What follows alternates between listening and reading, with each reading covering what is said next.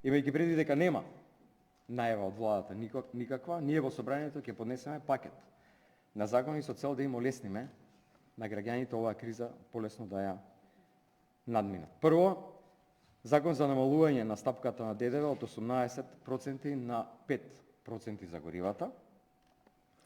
Понатаму, намалување на акцизата за 4 денари. Третиот закон, укинување, следување на 0% ДДВ за основните прехранбени производи. И четвртиот закон за преполовување на цените на патарините, кои што нашите граѓани ги плаќаат возејќи по патиштата ширум државата.